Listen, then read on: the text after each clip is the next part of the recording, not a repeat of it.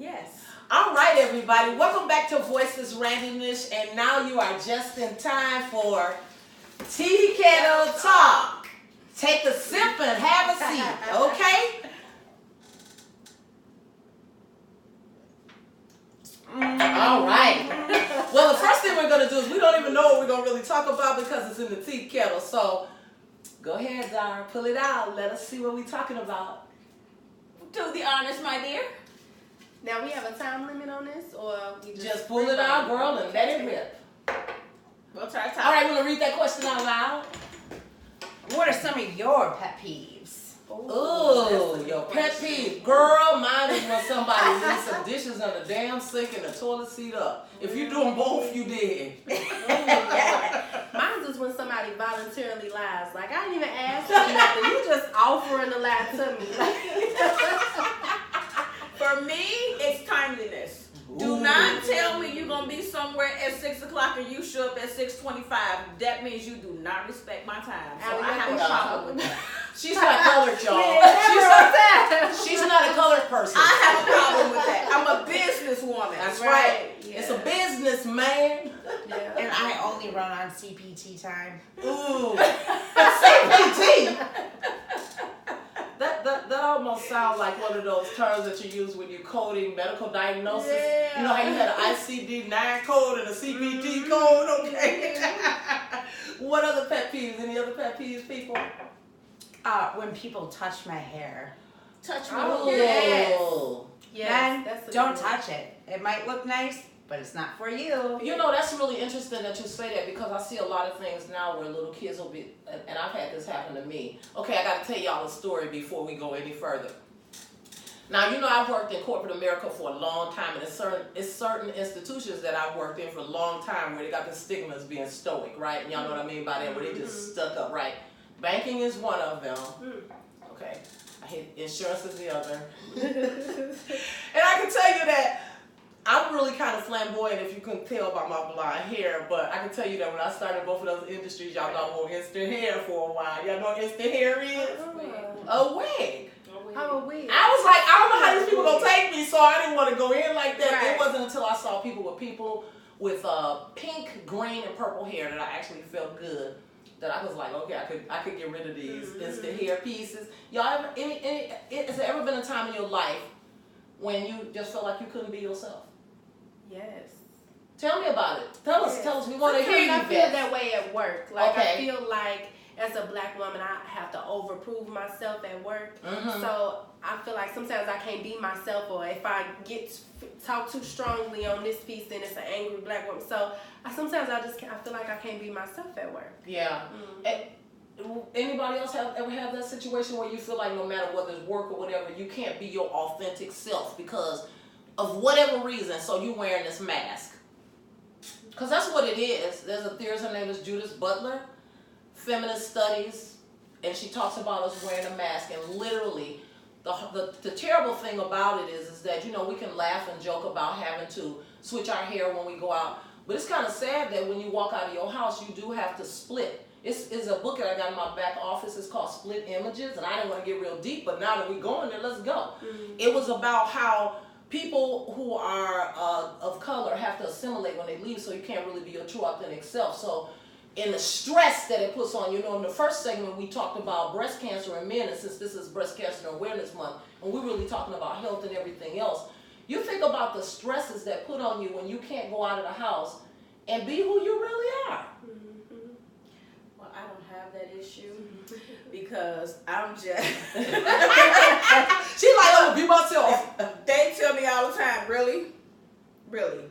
For real? I think the only time that I have probably not been myself is in a new relationship. Okay, so that's a time when you were othering.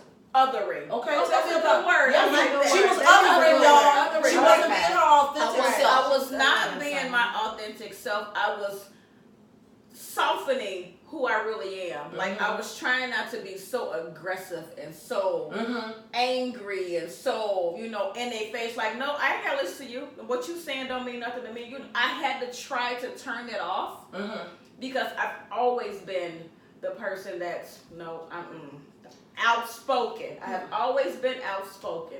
So, like, we'll talk about my last so-called relationship. Okay. I tried to be in it. Let me sit I back. tried. You know, I gotta get a sip for this one.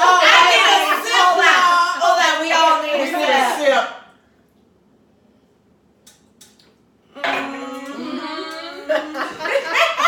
I tried Do spill. to be in a relationship. So, haven't been in a relationship in a while. I got divorced a little bit ago, separated from my husband a while ago, and I have always been the person that was in control. Okay. So, with the new relationship, I was like, you know what?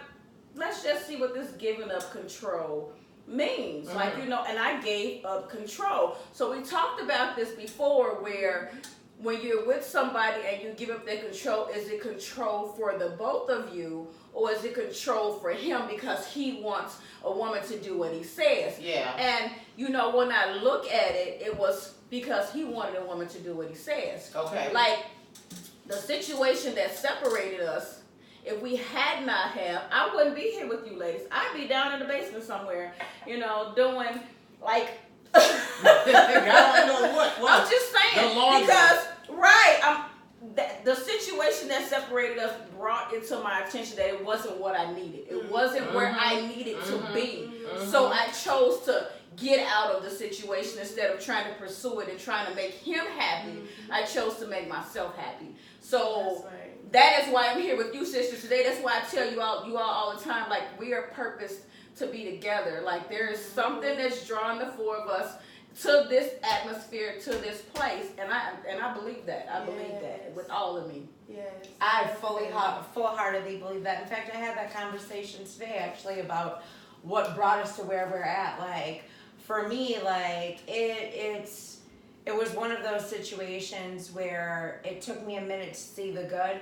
I lost my job because I stood up for somebody and they didn't receive my words very well. Surprise. Surprise. But I just don't allow others to be disrespectful to others for no reason. But had I not lost that job, I would not have found myself at volunteering at the block party and with you ladies. So for me, it took a moment to see, like, man, this was a horrible thing that happened, but it was a blessing in disguise. Yes. Like, it brought me to where I know I'm supposed to be right now. Yes. It brought me to my sisters. Yes. Had I not messaged Eldridge the day before the block party, I didn't even know the block party was happening. She was like, Miss Eldridge, I'd like to come and help with the block party. Yes. And then I came and Dartania was there. I hadn't met you yet, Allison. But Dartania was there and Lateness was there, and you know, I was just kind of like, okay, I don't know these women, but they seem kind of cool. Yes. Now, you know, I was kind of in my fight or flight, you know, because I've never been able to have a healthy relationship with women. Right. And it's always been like a competitiveness or, you Yeah. know, but innate. You know, it's like, I don't know why women feel like they just got to be in competition. Lord help them. But, so I'm like, okay, well, how am I going to handle this situation? They seem cool. Am I going to open up? And it was, like, I didn't have to do anything because y'all came over and was talking to me. And we just, before I knew it, I was telling y'all about my background. And I was like, well, when we going to get together next? So it was beautiful. And had I would have not, you know, took the extra step, got outside my comfort zone and just introduced myself, you know, I would have never met y'all. So I always, like I told y'all this morning, I woke up and I'm like, I just was thanking God, like, I have these women in my life that are here to a capacity that I've never had friends. And it's just such a beautiful thing. And we span from so many different generations and we're still able to come together and have a common conversation. And I think that's beautiful. For me, it's emotional and poignant because I initially started this show because I needed to have a release after I lost my husband of being married for 20 years. But I believe that there's a purpose in life. And I believe that there are no accidents in life. And people talk about the law of attraction, but y'all, I'm living the law of attraction. I already know it. Because these four women, each serve a purpose in my life. My calendar is clear, so that's why I'm able to do this particular show, because I wouldn't be doing this show because, again, just like the ladies that I'm sitting here with, I had other commitments in my community, but more so with my husband. We did everything together.